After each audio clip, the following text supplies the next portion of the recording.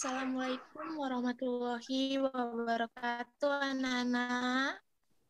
Waalaikumsalam warahmatullahi wabarakatuh. Apa kabarnya ini? Sehat? Alhamdulillah Baik, sehat, Bu. Bu. Sehat, Bu. Alhamdulillah. Pagi ini kita akan bertemu di pertemuan kelima, kan? Iya, Bu. Ya, Bu.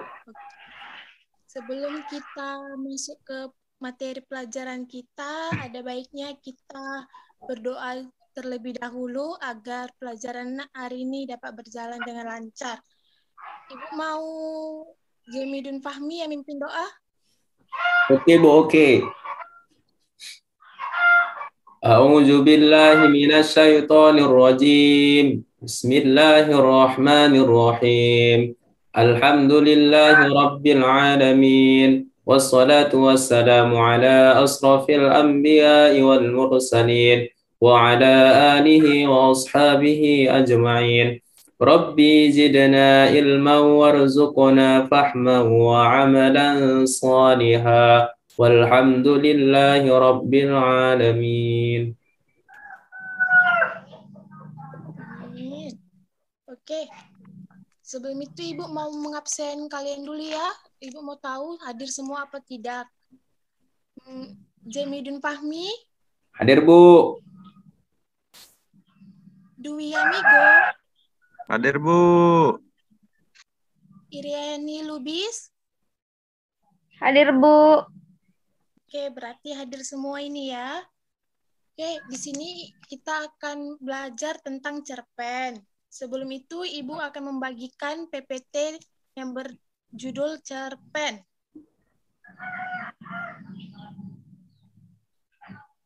Oke, udah nampak PPT-nya? Udah, Bu. Oke, cerpen atau cerita pendek. Sebelum kita bahas lebih jauh apa itu cerpen, kita harus tahu apa sih pengertian dari cerpen?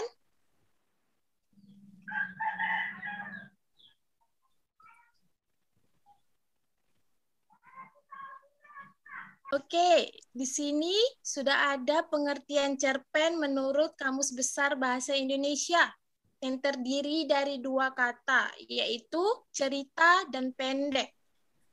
Cerita artinya tuturan yang membentang bagaimana terjadinya suatu hal.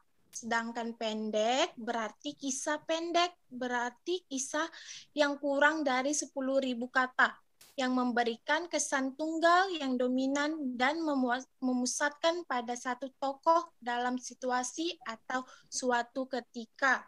Itu pengertian cerpen menurut Kamus Besar Bahasa Indonesia. Selanjutnya,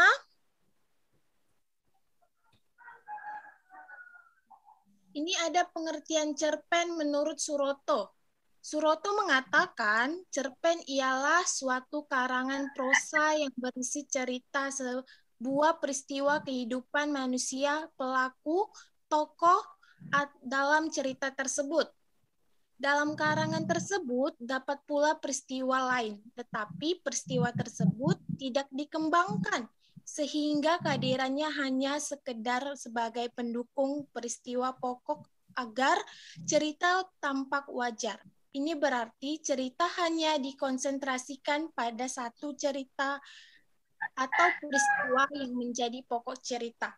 Oke, maksud dari Suroto ini, cerpen menurut Suroto ini, suatu karangan kehidupan manusia di dalam cerita yang peristiwanya hanya memusat pada satu tokoh utama. Ada tokoh lain, namun itu hanya sebagai pendukung saja, agar jalan ceritanya dapat berjalan dengan baik. Itu maksud dari Suroto. Sampai di sini, paham maksud Ibu? Paham, Bu. Oh, paham. Kita lanjut ke ciri-ciri cerpen.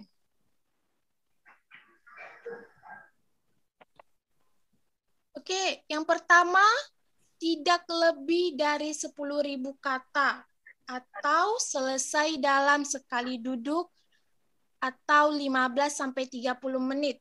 Di sini ada yang tahu maksud dari ciri-ciri cerpen yang pertama ini? Ada yang tahu? Nggak ada, Bu. Oke. Jadi Ibu jelaskan ya, tidak lebih 10.000 kata, bisa jadi cerpen itu hanya 5 lembar, minimal 5 lembar. Dan kita membacanya hanya sampai 15-30 menit. Tidak kita baca dalam berhari-hari. Dalam 30 menit bacanya sudah selesai. Itu maksud dari ciri pertama. Yang kedua, bersifat fiksi. Di sini ada yang tahu fiksi itu apa? Setahu saya, Bu, fiksi itu cerita yang nggak benar, Bu. Kurang tepat. Yang lain? Saya, Bu. Oke, Ireyani. Maksudnya bersifat tidak nyata, Bu. Atau Benar. imajinasi seorang. Ya. Fiksi itu adalah sifatnya tidak nyata. Hayalan. Jadi cerpen itu berasal dari hayalan pengarangnya. Itu yang dimaksud dengan fiksi. Oke, ciri yang ketiga, Ibu minta Fahmi untuk membacanya. Oke, Bu. Yang ketiga adalah fokus cerita pada satu kejadian tunggal. Ada yang tahu itu maksudnya apa?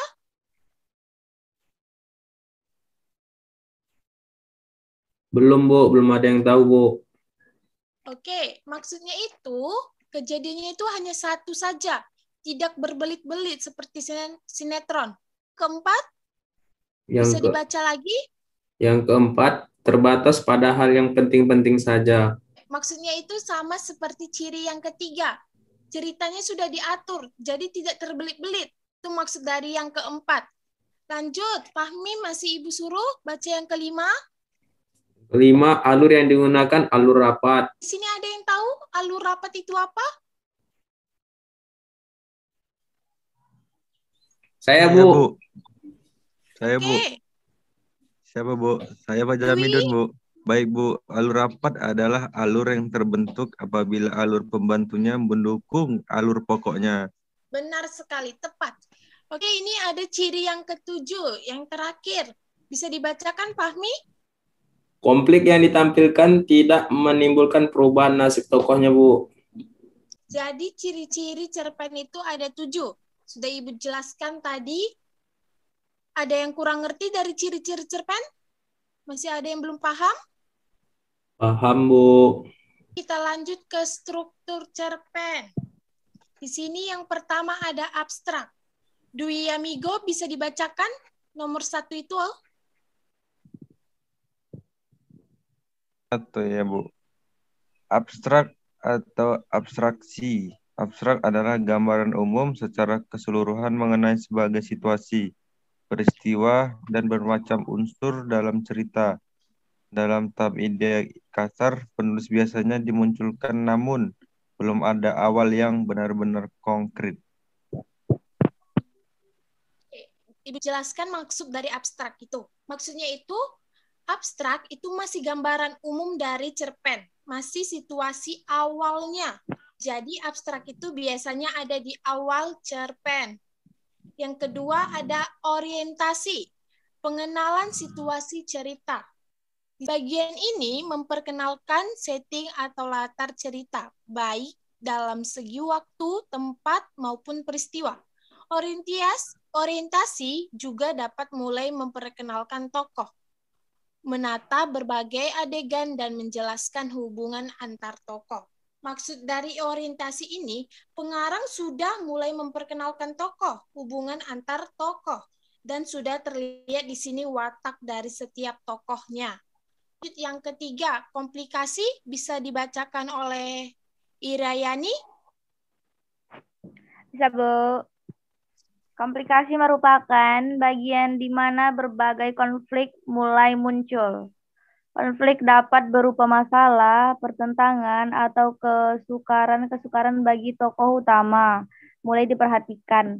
Bagian ini menjelaskan bagaimana sebab akibat konflik yang terjadi antar tokoh. Di bagian komplikasi ini, masalah sudah mulai muncul. Udah nampak nih masalah-masalah yang dihadapi oleh setiap tokohnya, terutama tokoh utamanya. Bagian ini menjelaskan bagaimana sebab akibat dari konflik itu. Lanjut yang ke nomor 4, pencapaian konflik. Di sini berbagai masalah, peristiwa menantang, pertentangan atau kesukaran-kesukaran tokoh terus berkembang dan hampir mencapai puncaknya. Di bagian ini maksudnya itu konflik sudah mulai memuncak dan hampir mencapai puncaknya. Disinilah berbagai masalah, pertentangan terus berkembang. Itu maksud dari pencapaian konflik. Kita lanjut yang ke nomor 5, puncak konflik. Puncak konflik yaitu konflik sering disebut sebagai klimaks. Ini adalah bagian puncak dari konflik. Bagian cerita yang paling menebarkan dan permasalahan mencapai batasnya. Bagian ini juga akan menentukan berbagai perubahan nasib dari tokohnya, terutama tokoh protagonis dan antagonis. Biasanya plot yang terjadi adalah keberhasilan maupun kegagalan setiap tokoh. Oke, di puncak konflik ini adalah bagian puncak dari konflik yang terjadi pada cerpen. Di bagian inilah biasanya pembaca cerpen semakin bersemangat karena cerita cerpen tersebut semakin menebarkan. Plot yang terjadi adalah keberhasilan maupun kegagalan karena akhir cerita itu pasti ada 2. Kalau tidak happy ending, ada sad ending. Lanjut ke evaluasi. Bisa dibacakan Dwi Amigo? 6. Evaluasi atau konflik atau berbagai masalah lain yang telah memuncak mulai mendapat pencerahan untuk jalan penyelesaiannya. Evaluasi adalah tahap ketika konflik bisa jadi diselesaikan atau justru benar-benar berhasil menghentikan keinginan atau tujuan tokoh utama. Oke, terima kasih Dwi. Maksudnya ini konflik yang terjadi dalam cerpen sudah mendapatkan jalan penyelesaiannya. Sudah ada jalan keluar untuk menyelesaikan konflik yang ada dalam cerpen tersebut. Kita lanjut yang ke nomor 7, resolusi. Bagian ini berisi penjelasan maupun penilaian akhir cerita mengenai sikap ataupun berbagai nasib yang dialami oleh tokoh setelah mengalami peristiwa puncak sebelumnya. Bagian ini adalah akhir dari konflik atau penyelesaian secara utuh. Pada bagian ini juga sering dilakukan pernyataan terhadap kondisi akhir yang dialami oleh tokoh utama. Dan yang terakhir ada koda. Koda adalah penutup atau akhir dari keseluruhan isi cerita. Koda dapat berisi kesimpulan dari seluruh cerita seperti interpretasi penulis mengenai kisah yang disampaikan. Tidak semua cerita memiliki koda, terutama karya-karya sastra serius yang bersifat tidak ingin mengurui dan ingin pembaca yang menyimpulkan sendiri berbagai pesan dan amanat yang terdapat dalam sebuah karya. Maksudnya itu, tidak semua karya sastra ada bagian kodanya, sebab penulis mau sang pembacalah yang dapat menyimpulkan pesan yang terkandung dalam karya sastra si penulis. Di sini ada unsur intrinsik cerpen. Unsur intrinsik cerpen ada 6. Yang pertama yaitu tema. Jadi sebelum menulis cerpen itu hal yang pertama kita tentukan adalah temanya. Apakah temanya tentang persahabatan, percintaan, kekeluargaan, atau yang lainnya. Yang kedua ada alur. Alur itu ada 3, alur maju, mundur, dan campuran. Oke, yang ketiga ada penokohan dan perwatakan. Penokohan yaitu pemain atau tokoh yang diceritakan dalam cerpen, sedangkan perwatakan sifat dari tokoh dalam cerpen. Perwatakan itu dibagi menjadi 3, protagonis, antagonis, atau tirtagonis. Protagonis itu yang bersifat baik, sedangkan antagonis yang jahat, dan tirtagonis yaitu sifatnya netral. Yang keempat ada setting atau latar. Latar itu terbagi menjadi 3 juga, yaitu latar tempat, waktu, dan suasana. Dan kelima ada sudut pandang. Sudut pandang yaitu posisi pengarang dalam membawakan cerita. Apakah pengarang itu menggunakan sudut pandang orang pertama atau sudut pandang orang ketiga? Dan yang terakhir ada amanat. Pasti sudah tahu kan apa itu amanat? Sudah, Bu. Oke, amanat itu adalah pesan yang bisa kita ambil dari sebuah cerpen tersebut. Itu yang dimaksud dengan amanat. Kita lanjut ke unsur ekstraksi cerpen. Unsur ekstraksi cerpen ada 4. Yang pertama, biografi pengarang, nilai sosial budaya, nilai moral, dan nilai agama. Di sini Ibu mau kalian mencari sendiri apa yang dimaksud dengan unsur ekstraksi cerpen itu. Kita lanjut.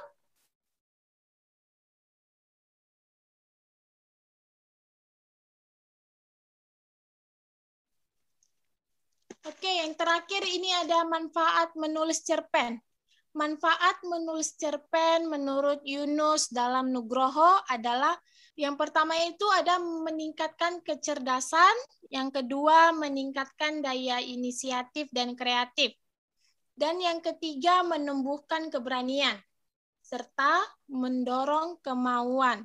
Dari manfaat menulis di atas, penulis dapat mengulas bahwa manfaat dari menulis adalah untuk meningkatkan kecerdasan, meningkatkan kemampuan dalam berkarya, menumbuhkan keberanian untuk mengeluarkan ekspresi dirinya, dan juga dapat mendorong kemauannya seorang untuk melakukan penulisan. Mungkin sampai di sini aja penjelasan Ibu tentang cerpen. Ada yang ingin bertanya atau ada yang kurang jelas? Boleh ditanyakan. Pas, Bu. Pas. Pas. Enggak ada, Bu. Oke, berarti sudah paham semua kan yang Ibu jelaskan? Paham, Bu. Oke, kalau sudah paham, Ibu akan memberi kalian tugas, yaitu coba kalian buat 1 cerpen, nanti dikirim ke WA ya. Ayo, Bu. Ya, Bu. Oke, kalau sudah paham semuanya, bagus. Karena waktunya sudah mau habis, kita akhiri saja pertemuan belajar kita hari ini. Semoga yang Ibu jelaskan dapat bermanfaat untuk kalian semua. Assalamualaikum warahmatullahi wabarakatuh. Waalaikumsalam warahmatullahi wabarakatuh.